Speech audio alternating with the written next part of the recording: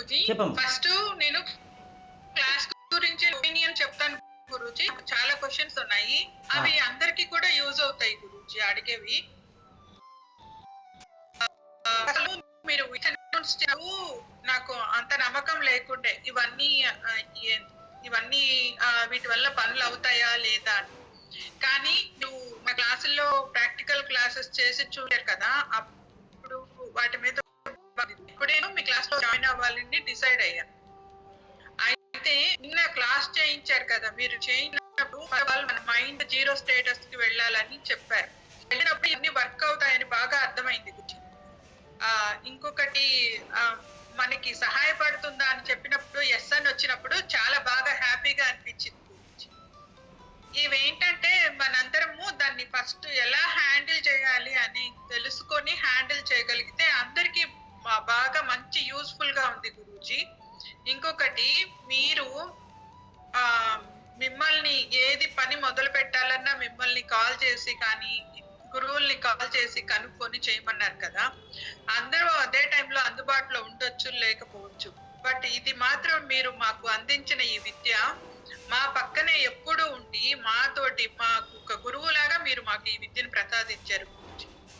ఇంకొకటి, మనలో ఉన్న దోషాలు కానివ్వండి, ఏవైనా ఆధ్యాత్మికంగా ఎదగాలి అని అంటే మీరు చెప్పినట్టు భగవద్గీత లాగా ఈ బుక్ లో ప్రతి టాపిక్ కవర్ అయింది గురూజీ. నేను థియరిటికల్ గా బుక్ మొత్తం గోత్రూ అయ్యాను. ఈ టాపిక్ అంటే మీరు కలర్ థెరపీ కానివ్వండి, బుక్స్ థెరపీ కానివ్వండి, ఆధ్యాత్మికంగా ఎదగడానికి ఏవైతే ఉపయోగపడతాయో అవన్నీ మీరు మాకు ఈ బుక్ రూపంలో ప్రసాదించారు. చాలా thank you for the book. So ఇంకేంటంటే మేము డైలీ లైఫ్ లో ప్రాక్టికల్స్ లో పెట్టుకొని మాకు మేము క్లియర్ చేసుకోవడం మా చేతుల్లో ఉంది మీరు చెప్పిన విద్య. Thank you Guruji, thanks a lot for this class. ఎందుకంటే చెప్పడం వరకు నా వంతు అయిపోయింది. ఇప్పుడు ప్రాక్టీస్ అనేది మీ వంతు మీద ఉంది. మీరు ఎంత బాగా దీన్ని ప్రాక్టీస్ అవుతూ ఉంటే మీరు డివైన్కి అంత బాగా దగ్గర అయిపోతారు. మీరు అంత బాగా దగ్గర అయిపోయిన తర్వాత మీరు ఇక దీన్ని కూడా ఉపయోగించట్లేదు. మీరు మనసులో అనుకుంటే చాలు ఆ పనులు ముందుకు వెళ్ళిపోతాయి. ఎందుకంటే మీరు భగవంతుని యొక్క బిడ్డ. ఎవరు? మీరు భగవంతుని యొక్క బిడ్డ. భగవంతుని యొక్క బిడ్డ భగవంతుడిలాగే పనిచేస్తాడు తప్ప వేరే విధంగా ఎలా పనిచేస్తాడు? ఆయనకి శరీరం లేదు, మీకు శరీరం ఉంది, కానీ ఆయన భగవంతుని యొక్క బిడ్డని అన్నాను అంటే యాక్చువల్గా నేనే భగవంతుడైన నేనే ఈ శరీరంలోకి వచ్చేసాను. ఈ విషయం నేను మర్చిపోయి నేను వేరు భగవంతుడు వేరు అనుకుంటున్నాను. ఓకే, ఇక్కడ వేరు చేసుకున్నా కానీ నేను ఎవరిని? భగవంతుని యొక్క బిడ్డనే. సో భగవంతుడిని ఎలా వదిలేస్తాడు?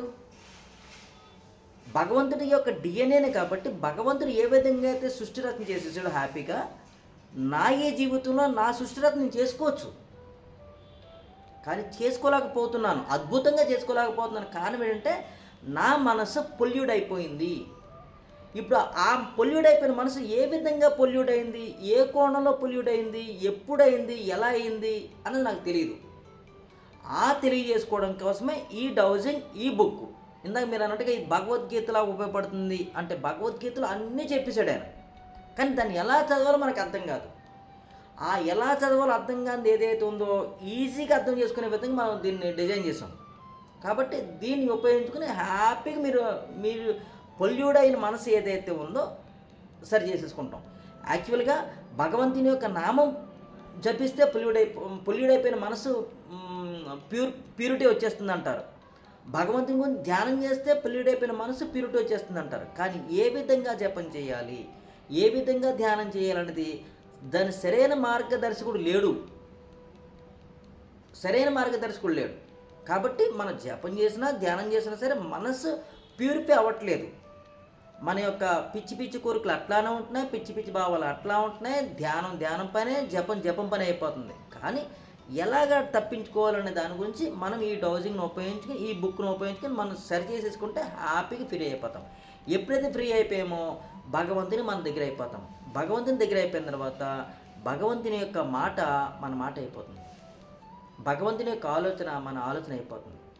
ప్యూర్ హార్ట్ మారిపోతాం. ప్యూర్ హార్ట్ ఎప్పుడైతే మారిపోయామో ఇంకా భగవంతుని యొక్క ప్రతిబింబాలము అన్నదానికి భగవంతుని యొక్క ప్రతిబింబాలాగే ఉంటాం. ఎలాగా? ఉదాహరణకి అంటే నేను అద్దంలో చూసుకుంటే నా ఈ రూపంలోకి కనబడితే వేరే రూపంలో కనబడుతుందా? చెప్పండి మన రూపమే కనపడుతుంది కదా.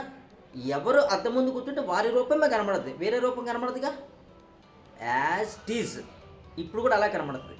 ఇదివరకు కూడా కనబడింది, కానీ అద్దానికి దుమ్ము పట్టి ఉంది.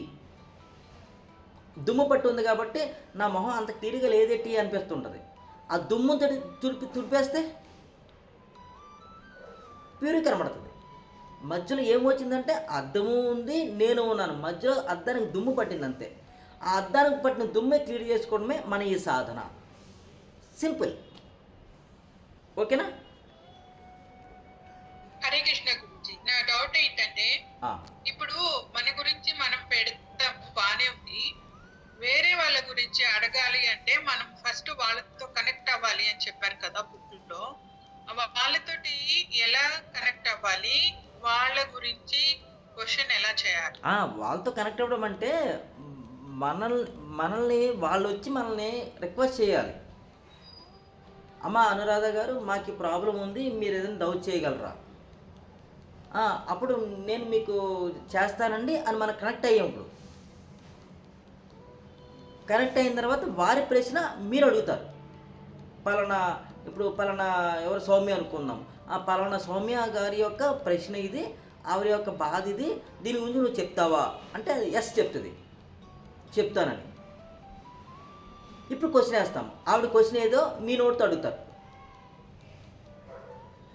ఇప్పుడు ఆ క్వశ్చన్కి ఆన్సర్ అలా చెప్తారు. కాదు గురూజీ, వాళ్ళ క్వశ్చన్ అది వాళ్ళ క్వశ్చన్ నేను అడగటం కాదు, వాళ్ళ మీద నాకు మీరు చెప్పారు మనసుని జీరో చేసుకోవాలి, వాళ్ళ మీద ఉన్న ఒపీనియన్స్ అన్ని తీసేసి క్వశ్చన్ చేసుకోవాలి అని చెప్పారు. కానీ స్టిల్ నాకు డౌట్ ఉంది, వాళ్ళు నాతో అనుకూలంగా ఉన్నారా ప్రతికూలంగా ఉన్నారా అని తెలుసుకోవాలి అని అంటే అడగండి. అప్పుడు కనెక్ట్ అవ్వడం ఎట్లా? అది కాదు, ఇక్కడ కనెక్ట్ అయిపోయింది. అక్కడ ఆ వర్డ్కి అర్థం ఇప్పుడు ఇందాక చెప్పాను మీకు. నేను ఎవరన్నా వచ్చి ప్రశ్న మిమ్మల్ని అడిగితే కనుక ఆ ప్రశ్న అడగడానికి ముందు వారు కనెక్ట్ అవుతారు. కనెక్ట్ అయిన తర్వాత వారు ప్రశ్న అడుగుతారు. వారి యొక్క ప్రశ్న మీరు అడుగుతారు. ఇక్కడ ఇప్పుడు మీరు అడిగిన ప్రశ్న ఏంటంటే మీరు ఎవరి గురించైనా వారి యొక్క భావన ఏంటి అని మీరు క్వశ్చన్ వేసుకుందాం అనుకున్నారు. అది మీదే కదా. అది ఓకే, నేను మీకు అర్థం కాలేక చెప్తున్నానా, మీకు అర్థం కావట్లేదా?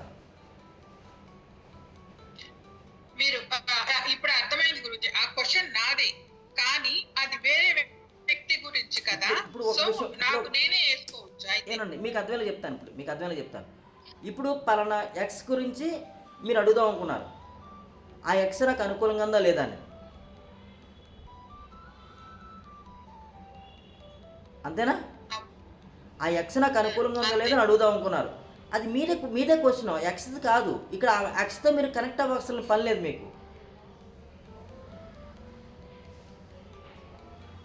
ఓకే, మీతో కనెక్ట్ అయిపోయారు. ఇప్పుడు ఆ ఎక్స్ నాకు పనికొస్తుందా లేదా, ఆ ఎక్స్ నాకు అనుకూలంగా ఉందా లేదా మీరు డౌట్ చేసుకుంటున్నారు. ఎస్ అంటే మీకు కనెక్టివిటీ బాగుంది, మీరు ఆ ఎక్స్తో మీరు కనెక్ట్ అవ్వచ్చు. ఆ ఎక్స్ నో అని చెప్పింది అంటే ఎక్స్ మీకు అనుకూలంగా లేదు అంటే ఆ ఎక్స్తో మీరు కనెక్ట్ అవ్వడం కరెక్ట్ కాదు.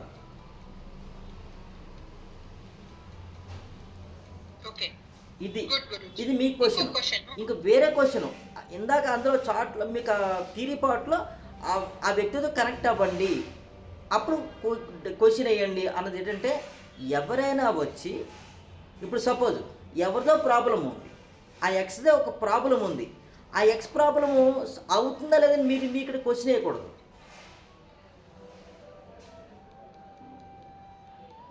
ఆ ఎక్స్ వచ్చి మీ అనురాధను అడగాల, అనురాధ నాది ప్రాబ్లం ఉంది, ఆ ప్రాబ్లంలో నేను సక్సెస్ అవుతాను ఫెయిల్ అవుతానా అని మిమ్మల్ని క్వశ్చన్ వేస్తే ఇప్పుడు ఆ ఎక్స్ మీరు కనెక్ట్ అవుతారు.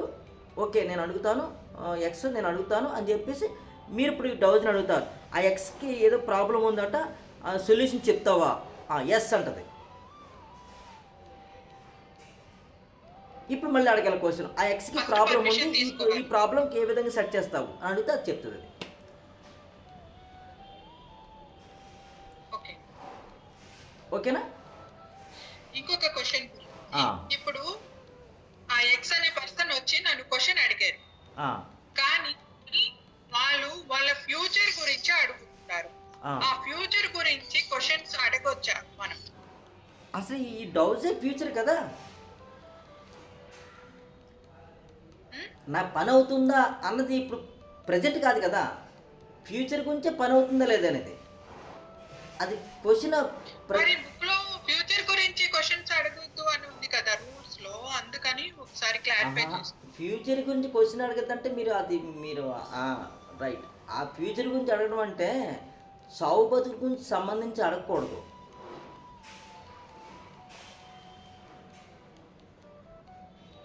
గురుగారు ఒకటి, అది మనకు దగ్గర వాళ్ళు ఉంటారు, వాళ్ళు ఏదైనా ప్రాబ్లం లో ఉంటారు, అప్పుడు వాళ్ళ పర్మిషన్ లేకుండా మనం అడగకూడదా?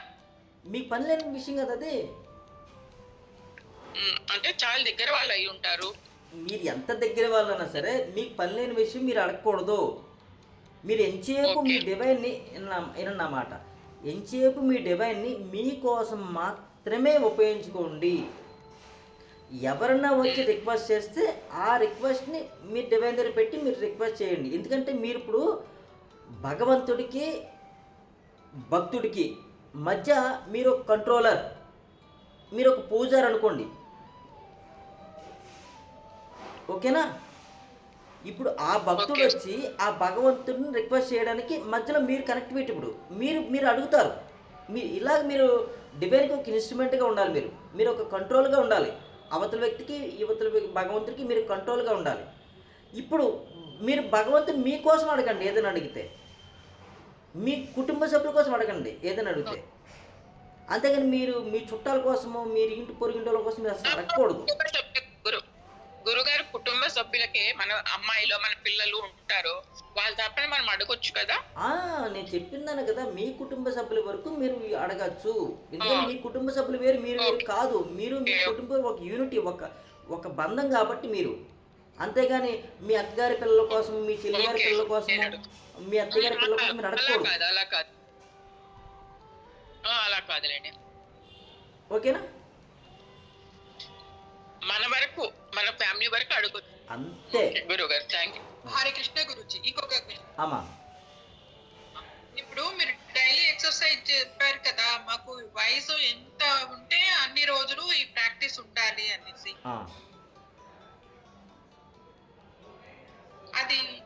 అది ఎట్లా అంటే ఇంబ్యాలెన్స్, ఇప్పుడు ఒక చార్ట్ తీసుకున్నాము, ఆ చార్ట్ లో ఒకటి వస్తుంది, ఫస్ట్ రోజే అవన్నీ చూసుకోమంటారా? అసమతుల్యతకి కారణాలు, సాధ్యమయ్యే దిద్దుబాట్లు. మంచి క్వశ్చన్. ఇప్పుడు సంభావ్య కారణాలు అనేది ఎన్ని ఉన్నాయి? 7 ఉన్నాయి. 7 చార్ట్స్ ఉన్నాయి. ఫస్ట్ చార్ట్స్ కదా, 7 చార్ట్స్ ఉన్నాయి. ఇవాళ ఈ ఒక్క చార్ట్లో ఈ ఒక్క క్వశ్చన్ ఇవాళ మీరు ఇందులో 10 12 ఉన్నాయి, ఎన్ని మీరు అడగట్లేదు. ఇవాళ ఆ చార్ట్లో ఒక్క క్వశ్చనే ఏదో వచ్చింది రాసుకోండి. తర్వాత దానికి కారణాలు 2 చార్ట్స్ ఉన్నాయి, ఆ 2 చార్ట్స్లో అడుగుతారు ఏదో వచ్చింది రాసుకోండి. తర్వాత దిద్దుబాటులో ఫస్ట్ చార్ట్ తీసుకుంటారు, అది రాసుకోండి. ఈ 3 మీద మీరు ఎక్సర్సైజ్ చేయండి, అయిపోయింది వాళ్ళతో క్లోజ్. మళ్ళీ సెకండ్ డే సెకండ్ చార్ట్ తీసుకుంటారు, కారణాల్లో సెకండ్ చార్ట్ ఉంది, సెకండ్ చార్ట్ తీసుకుంటారు. దిద్దుబాటులో సెకండ్ చార్ట్ ఉంది, సెకండ్ చార్ట్ తీసుకుంటారు రెండో రోజు. ఈ 3 వాటి మీద వర్క్ చేసుకుంటారు. మళ్ళీ మూడో రోజు సంభావ్యతలో ఫస్ట్ చార్ట్, మూడో చార్ట్ తీసుకుంటారు. ఇప్పుడు కారణాల్లో 2 చార్ట్స్ ఉన్నాయి, మళ్ళీ ఫస్ట్ చార్ట్కి వెళ్ళిపోవాలి మీరు. కారణాల్లో 2 చార్ట్స్ ఉన్నాయి చూడండి, ఆ కారణాల్లో 2 చార్ట్స్ కదా, ఇప్పుడు మళ్ళీ ఫస్ట్ చార్ట్లోకి వెళ్ళిపోవాలి మీరు. వాళ్ళు మూడో రోజు కాబట్టి ఆ ఫస్ట్ చార్ట్లోకి వెళ్ళిపోయి మళ్ళీ దిద్దుబాటులో మూడో చార్ట్లోకి వెళ్ళిపోవాలి. మూడో చార్ట్లోకి వెళ్ళిపోతే అది ఈ వాళ్ళకి మూడో రోజు క్లియర్. అలాగే డే బై డే ఒక్కొక్క చార్టు. అంతేగాని ఒక చార్ట్లో 100 ఉంటాయి, 100 మనం సరి చేసుకుంటాం ఏంటి? కాదు కదా. అది మనకి ఏం చెప్పిందో దాన్ని సరి చేసుకుంటాం.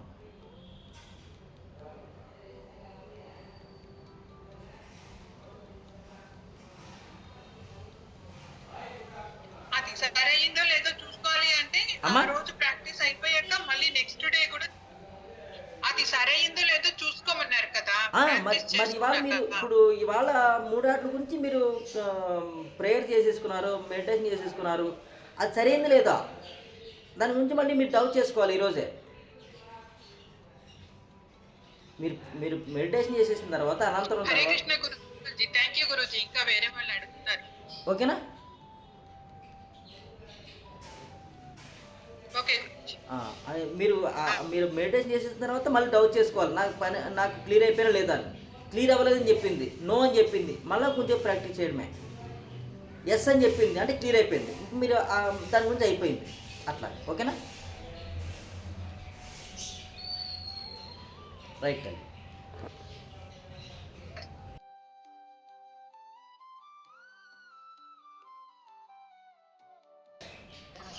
క్లాస్ చాలా బాగుంది గురుజీ. ఏమండి, నేను చెయ్యగలనా లేదా అంటూ చాలా డౌట్స్ తో జాయిన్ అయ్యాను గురుజీ ఈ క్లాస్ కి. కానీ నిన్న ఎస్ చెప్పడం తోటే నా డౌట్ క్లియర్ అయిపోయింది. ఓకే, నేను ఎలిజిబుల్ అని అనిపించింది.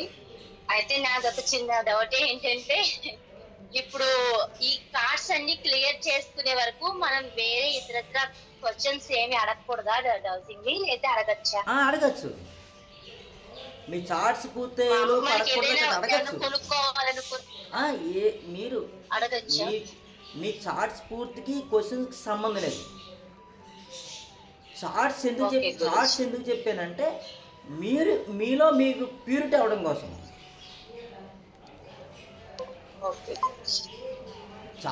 చార్ట్ ఎందుకంటే మీరు ప్యూరిటీ అవ్వడం కోసము. ప్యూరిటీ అవుతే డివైన్కి దగ్గర అవుతారు కాబట్టి అప్పుడు ఇంకా మీకు ఫలితాలు బాగా కనబడుతుంటాయి. మీరు వెళ్ళే మార్గంలో పూర్తి పూల మార్గం ఏర్పడిపోద్ది. ఇప్పటిదాకా ఉన్న మార్గము కొంచెం ఎగురు దిగులుగా ఉండొచ్చు, ఎత్తుపలలకు ఉండొచ్చు, ముళ్ళుతో ఉండొచ్చు. ఆ ప్రాబ్లమ్స్ లేకుండా హ్యాపీగా వెళ్ళడం కోసము మీకు చార్ట్స్ ఇచ్చాము. వీటికి మీరు ప్రశ్న వేరే క్వశ్చన్స్ కూడా మీరు అడగచ్చు. ఇప్పుడు మన ఇంట్లో వాళ్ళ గురించి అడగచ్చా? బయట వాళ్ళ గురించి అడగచ్చు, వాళ్ళు వచ్చి మిమ్మల్ని అడిగితే. కాదు గురుజీ, మన ఇంట్లో వాళ్ళ గురించి. మన ఇంట్లో అంటే మా వారు గాని, మా పిల్లల గురించి గాని అలా. మీ గురించి, మీ వారి గురించి, మీ పిల్లల గురించి, మీ కోడల గురించి, మీ అల్లుడి గురించి, అందరి గురించి అడగచ్చు. వాళ్ళు అడగమన్నా అడగమనకపోయినా అడగచ్చు. అడిగి వాళ్ళకి సర్దిద్దే కార్యక్రమం మీరు చేయొచ్చు. ఇప్పుడు మీకు ఏం చెప్తున్నానంటే, ఇప్పుడు ఈ డవ్ సిస్టమ్ మీరు ఉపయోగించడం మొదలెట్టిన కాడి నుంచి మీరు ఒక దేవతలాగా ఉంటారు. మీరు ఒక పురుషులైతే దేవుళ్ళలాగా ఉంటారు. చూడండి, ఒక పీఠం ఉంటుంది ఎక్కడైనా. ఆ పీఠానికి సంబంధించి మనకి ఏదైనా ప్రశ్నలు ఉంటే వెళ్ళి అడుగుతాం కదా. అమ్మవారి పీఠాలు, అయ్యవారి పీఠాలు పెట్టుకుని, శక్తి పీఠాలు పెట్టుకుని ఆ పూజలు హోమాలు చేస్తుంటారు, తాళ్ళు తాయెత్తులు కడుతుంటారు చూడండి కదా. అలా అడుగుతారు కదా. మీరు అట్లా మీరు ఇక్కడి నుంచి మీరు అట్లా అన్నమాట.